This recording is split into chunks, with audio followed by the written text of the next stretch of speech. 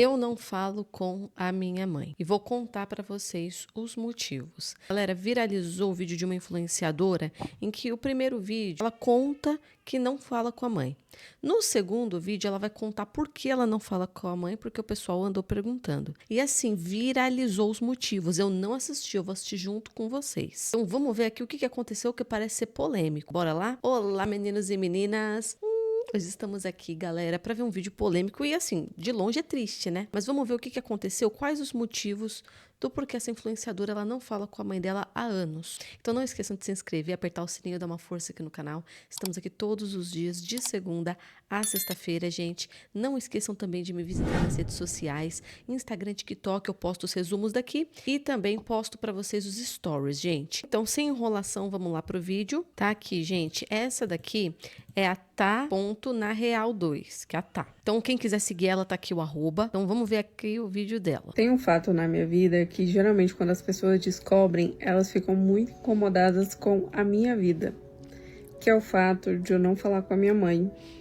Eu não falo com a minha mãe há muitos anos. Cortei totalmente a relação com ela. Ela é bloqueada de absolutamente tudo.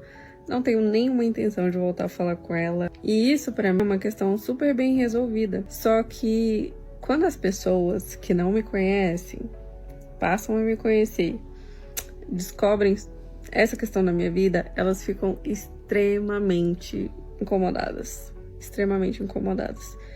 Sempre vem, né, o questionamento, mas por quê? Mas por quê? Mas por quê? E aí eu cometi um grande erro no começo, que era tentar explicar. Eu tentava explicar que minha mãe era uma pessoa extremamente problemática, que a gente nunca teve uma boa relação, que eu precisei cortar essa relação com ela para eu ter paz.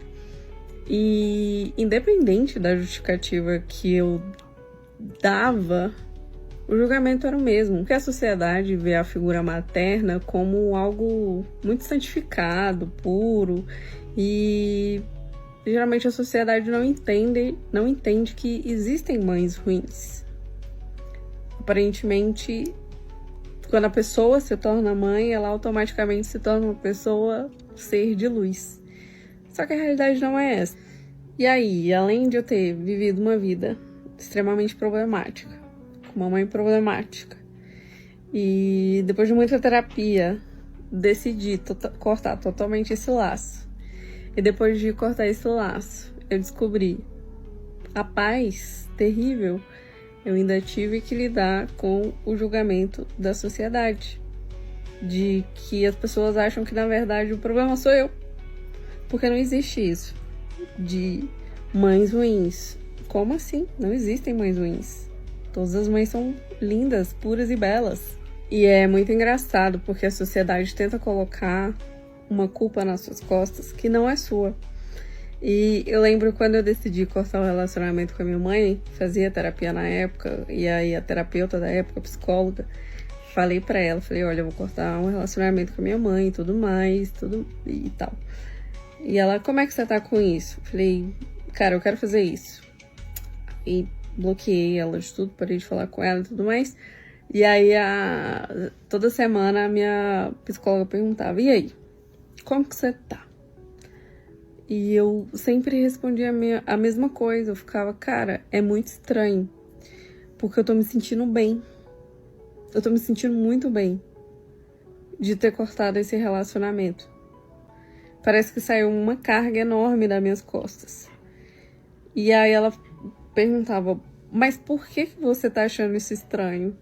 E eu falava, eu tô achando estranho, eu não me senti culpada por ter cortado essa relação. Então eu sentia culpa por não sentir culpa. E aí, com o passar do tempo, com terapia, e percebendo que aquela decisão foi ótima para minha vida, que trouxe muita paz, enfim, essa questão ficou uma questão muito tranquila na minha cabeça. Essa culpa deixou de existir, essa culpa por não sentir culpa deixou de existir. Só que aí, ainda sim, eu tenho que lidar com esse julgamento social das pessoas tentarem colocar a culpa em cima do meu colo. E aí que entra o tal do precisamos bancar nossas escolhas. Porque quando alguém vem com esse julgamento e tentar colocar alguma culpa nas minhas costas, o que pesa pra mim é: hoje eu tenho paz, hoje eu tenho tranquilidade, hoje eu não tenho mais uma pessoa que me feriu por muitos anos, que só me remetia a coisas ruins. Então, pra mim, isso pesa muito mais do que a imagem que as pessoas criam sobre mim. Então, as escolhas que eu decidi tomar foram para trazer mais qualidade de vida para minha vida. E só eu entendo o porquê que eu tomei essas decisões. Então, não há o que explicar para as pessoas, porque as consequências das minhas escolhas, só quem aguenta sou eu. Então, a gente tem que bancar todos os dias. Todos os dias a gente tem que bancar as nossas escolhas, porque todos os dias vão ter pessoas tentando colocar pesos e fardos e culpas que não são nossas, não são pra gente carregar. Não, e assim, essa mãe devia ser o terror, hein, gente? Mas assim, papo de botar o terror mesmo. Mas quer saber? Eu vou ouvir ela, não tô julgando, viu, gente? Porque a gente já vê isso aí na verdade não é novidade, não. É que quando você vê pessoalmente, cara a cara, você tem uma amiga, e essa amiga olha pra você e diz: Não, eu não falo com a minha mãe, mas sua mãe morreu? Não, não morreu, não. Eu só não falo com ela. Mas, tipo, você só não fala mais nada? Ela, não, eu até bloqueei nas redes sociais. Você bloqueou sua mãe? Mas assim, quanto tempo? Anos. Aí você tem um choque. Porque ver na televisão, ver na internet, ouvir falar, a gente já sabe que existe. Agora, quando você vê cara a cara, você acha que é um universo muito à parte. E que talvez até venha escrito na testa da pessoa: não falo com os meus pais, não falo com os meus filhos. Ou você espera um comportamento esquisito da pessoa, tipo uma pessoa meio fora, parafuso solto, sabe? Aquela pessoa é meio doida. Aí ela, eu não falo com os meus pais. Aí você tem cara mesmo de não falar com seus filhos, com seus pais. Mas aí quando você vê uma pessoa totalmente lúcida, uma amiga sua, uma pessoa até que você admira, e ela fala, não fala, você fica assim. Não está dentro do estereótipo que eu imaginava. Enfim, eu acho que acontece isso. Agora, que a gente sabe que muitas famílias não se falam, a gente já sabe, gente. Outra coisa também, gente, eu acho que deve bater isso na cabeça das pessoas sem que elas percebam. Mas é que normalmente familiares acabam se resolvendo de alguma forma. Ainda mais os pais, filhos e irmãos. Tem irmão que é fora de si, tem irmão que tentou matar um ao outro. Existem os casos extremos. Mas quando a gente está ali no dia a dia, eles se desentendem, podem até ficar sem se falar. Mas cedo ou tarde acabam se resolvendo. Eu já contei um caso aqui para vocês que a filha brigou com os pais, era a família de um amigo meu, brigou com os pais e os pais não foram no casamento dela e foi muito triste. Eu acompanhei tudo de perto. Foi uma briga muito feia de família. Isso daí foi no vídeo que a menina não chamou os pais para o casamento. Eu fiz um vídeo aqui que a moça não chamou os pais para o casamento e eu contei uma situação que eu testemunhei diante dos meus olhos. Os pais não foram no casamento da filha porque eles brigaram. E eu contei para vocês, foi muito triste. Mas passaram-se anos e eles voltaram a se falar. Ou seja, a gente está acostumado a ver as pessoas brigando, se desentendendo, parando até de se falar, mas em algum momento voltando a se falar. E aí quando você olha e diz, tô 20 anos sem falar com os meus pais, você tem uma quebra de padrão, que você costuma ver as pessoas querendo ou não meio que se resolvendo. Mas vamos fazer assim, vamos ver o vídeo dela em que ela vai explicar um pouco mais dos motivos. Se eu sinto falta da minha mãe, para te responder isso, eu vou precisar pesar o clima um pouquinho. Vamos lá. A minha mãe, ela me teve aos 17 anos, aos 19 meu outro irmão e depois de 10 anos meus dois outros irmãos. Eu sou a única mulher entre os quatro. Meus pais foram casados de uma maneira muito terrível durante 22 anos. Não que eles se amavam, tá? Pelo contrário, eles sempre se odiaram. E desde que eu nasci, desde que eu me entendo por gente, desde a minha infância até a minha vida adulta, eu sempre escutei dela, e ela falava isso pra mim e pra qualquer pessoa, o quanto que ela me odiava. Era eu. O quanto que ela me odiava, o quanto que ela odiava ter mentido, o quanto que ela se arrependia de ter engravidado, se arrependia de não ter feito um aborto. E desde que eu nasci, eu me vi sendo inserida numa competição que eu nunca quis entrar, e eu fui escolhida para ser a maior rival dela, e eu nunca entendi sobre o que estávamos competindo. E ela sempre plantou muitas questões de insegurança em mim. Ela sempre falava o quanto eu era feia, que eu era estranha, que o meu cabelo era feio, que eu nunca ia ser amada, ninguém nunca ia me querer, que eu nunca teria nada, que eu nunca conquistaria nada. E também ela nunca teve nenhum cuidado, assim, comigo, sabe? De dignidade humana mesmo. Ela sempre evitou cuidar de mim. Então, por exemplo, eu sempre tive muito cabelo, cabelo grande e tudo mais. E para ela não ter que pentear meu cabelo, enquanto eu não sabia pentear o cabelo, ela trançava todo o meu cabelo. E por muitas vezes eu ficava de 15 a 30 dias com o meu cabelo todo trançado, na hora sem nenhuma manutenção. E não era trança rastafari, era trança, trança normal, sabe? Você parte o cabelo no meio, trança. E aí quando eu ia tirar a trança, o meu cabelo tava fedendo, mofado. Quantas vezes eu não andei fedida? Quantas vezes eu não andei fedida? Quando eu menstruei pela primeira vez, eu avisei ela que eu tinha menstruado, ela me deu um absorvente e ela não me deu nenhuma explicação. Eu, sem saber usar um absorvente, coloquei um absorvente na minha calcinha, só que eu coloquei o lado do plástico pra cima, sabe? Aquele plástico que a gente tira pra colocar grudadinho na calcinha. Então, eu não sabia que eu tinha que tirar aquele plástico. E, na verdade, eu também coloquei ele pra cima. Fui pra escola, com o absorvente pro lado errado, minha menstruação desceu, e eu fiquei com a minha saia toda suja de sangue. E aí, na época, quem me acolheu foi uma amiguinha, ela falou, Thaís, toma esse moletom, amarra na sua cintura, me levou no banheiro e me ensinou como colocava um absorvente, porque eu não sabia colocar um absorvente. E além de todas essas questões de emocionais e psicológicas, também tinha a questão física. Ela sempre me bateu muito. Quando eu falo muito, é muito. Muito. A gente era crente, então eu usava saiona, e ela fazia questão que eu vestisse saiona, por quê? Porque ela me batia muito na minha perna e nas minhas costas. E qual era o gancho para ela parar de me bater? Eu comecei a sangrar. Sabe quando a gente faz tatuagem e começa a suar sangue? Então, ela só parava quando isso acontecia, quando a minha pele começava a soltar sangue. Teve uma vez que eu fiz um sanduíche, e aí, sabe na sanduicheira? Aquela sanduicheira de ferro? E ela falou, vem limpar. Eu falei, estou comendo? Depois que eu terminar de comer, eu limpo. E ela, num ato de raiva, pegou a sanduicheira, arremessou em mim para me defender. Eu coloquei meu braço na frente.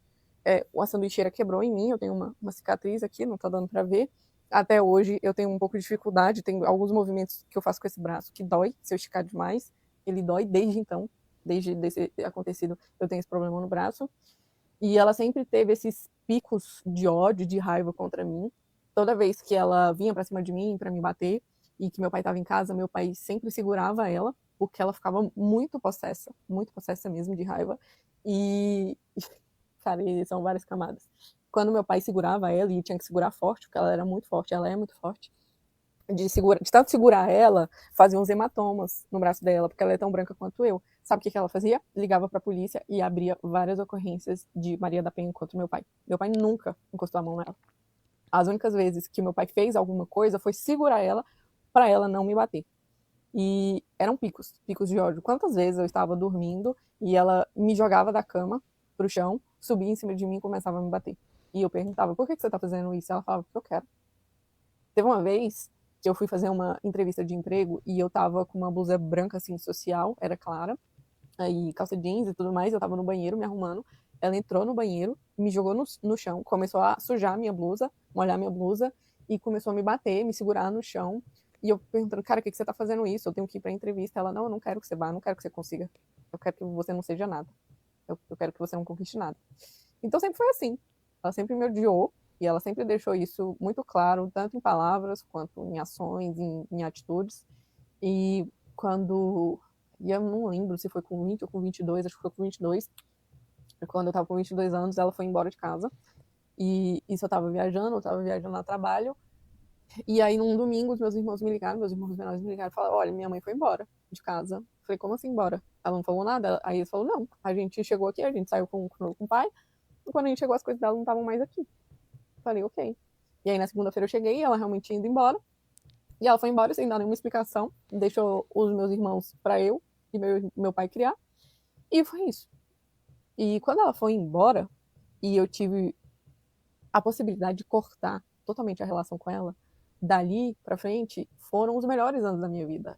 Porque eu comecei a ter paz. Eu pude quebrar esse ciclo de sofrimento e de abusos. E eu não tenho nenhum problema, assim, de contar as minhas histórias, meus problemas familiares, porque eu acho que a gente precisa conversar mais sobre isso, sabe? A gente precisa expor esse ciclo de violência pra gente conseguir sair deles e finalizar eles.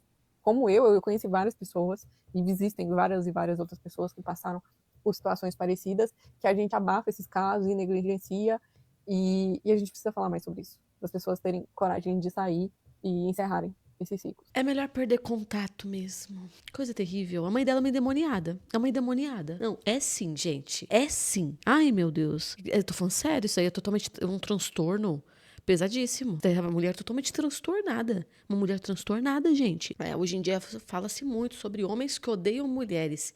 E um homem fazer isso dentro de casa acontece muito. Bebe. Ele tem um ódio dentro dele de todos os membros da família, principalmente da esposa ou de um filho em específico. Ele espanca esse filho até matar. Então a gente sabe muito que isso ocorre, o ódio do homem contra a mulher, mas não se fala muito sobre o ódio da mulher contra a mulher. E se a gente leva toda essa atitude, a gente descobre que a diferença entre um homem e uma mulher que pratica violência dentro de casa contra os filhos, contra o cônjuge, a gente descobre que a diferença entre os dois. Existem números, primeiramente, que ocorre mais com um sexo do que com o outro, né? Números. Mas você descobre que a diferença entre os dois é a força física. Se um homem faz isso, a chance dele matar alguém, ele matar só batendo, só perdendo a cabeça, é um pouco maior do que a mulher. Ela pode matar, mas é mais provável uma criança. Para ela matar um homem, ela vai ter que premeditar. Ela vai ter que premeditar, fazer ali, aqui, ó, batendo e ele não se defendendo, só ela quebrando o osso. É um pouco mais difícil. Muito mais difícil. Entendeu? Já um homem, quando ele age dessa forma dentro de casa, o que acontece muito, para ele matar só na pancada, ele mata. Mas isso é para vocês verem que ninguém tá livre, gente. Você vai ver lares em que é a mãe que bota o terror. E assim, é uma pessoa totalmente transtornada. Eu falei para vocês, quando você ouve uma história de familiares que não se falam há muitos anos, você sempre imagina uma pessoa com parafuso solto. E aí, quando você vê uma pessoa lúcida falando, você se assusta. Tá aí o parafuso solto. Não é ela, é a mãe. Mas sempre tem alguém com parafuso solto. Porque não é normal pessoas sãs, lúcidas, que se amam ou que pelo menos sabem se respeitar, cortarem laços que são muito profundos. Para cortar dessa forma é que alguém tá com parafuso solto, gente. Alguém aí não tá normal. Dito e feito, não é ela, é a mãe. Se a gente for levar tudo que ela tá falando a ferro e fogo, a coisa lá era muito ruim, cara. Tomar cuidado, né? Porque assim, essa mãe podia ter matado alguém. E assim, ela fazia falsa acusação contra o marido. Deus que me livre, ela te odeia. Ela te odeia. Ela se odeia a parte da menstruação. Você é louco, ela te odeia. Ela se odeia. Eu não quero nem ver a história da mãe, porque a mãe também deve ter passado situações que transtornou ela. Mas, gente, é isso. Você vai ver o passado do vilão, né? Vamos ver o passado do vilão? Deve ter sido um negócio assim terrível, viveu o inferno. A mãe dela pode ter vivido o inferno, não só tem transtorno, mas ela também pode ter vivido N situações até piores, que deixou ela transtornada. Contudo, não se paga, gente. Se eu fui espancada e agora eu espanco, vão dois pagar na justiça. Quem me espancou e eu por espancar. Mas eu fui uma vítima, mas agora você é o agressor. Você se tornou, você reproduziu. Mas também não quero nem ver a história da mãe dela, porque a história da mãe dela também deve ser cabulosa. Porque não é normal. É uma pessoa que parece assim, tá totalmente fora de si. E Jesus, eu não quero nem falar de Jesus, né? Porque essa mulher não tem Jesus, uma pessoa que faz isso. A gente precisa conversar, inclusive, com Jesus. Só que você não percebe essas pessoas, né, gente? Porque socialmente, você vê que a pessoa é estranha e você vê que ela é rigorosa. Uma pessoa rigorosa, fria, estranha. Mas ela não se mostra dentro do trabalho. Ela não se mostra dentro da igreja. Ela não se mostra na rua. A não ser que aconteça ali um barraco, aí ela acaba batendo nos filhos na frente de todo mundo. É o único momento em que, às vezes, as pessoas conseguem ver quem é quem. Mas, de cara, assim, ela se mostra dentro de casa. E ninguém tá sabendo do que tá acontecendo. E o pai, no máximo, ele separa. E ela largou a família. Nossa, ela teve um surto. É sério, essa mulher teve um surto. Ela teve um surto, ela foi embora. Ela cruzou tudo e foi embora. Sem rumo. É o que parece, né? Fugiu. Saiu. Não sei se ela planejou ou se ela só saiu. Mas ela largou a família. E aí ficou para o homem cuidar e os filhos se cuidarem. E é bom que veja isso, porque existe sim mulher que larga a família.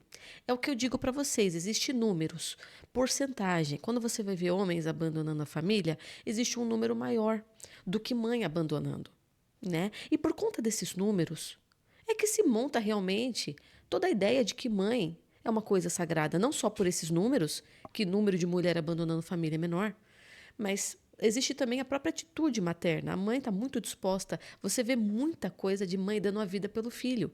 A mãe, ela muda, ela se sacrifica muito. Você vai vendo tudo isso e sim, isso vai montando uma áurea em volta da maternidade. A partir de atitudes reais. Não é uma coisa criada do nada.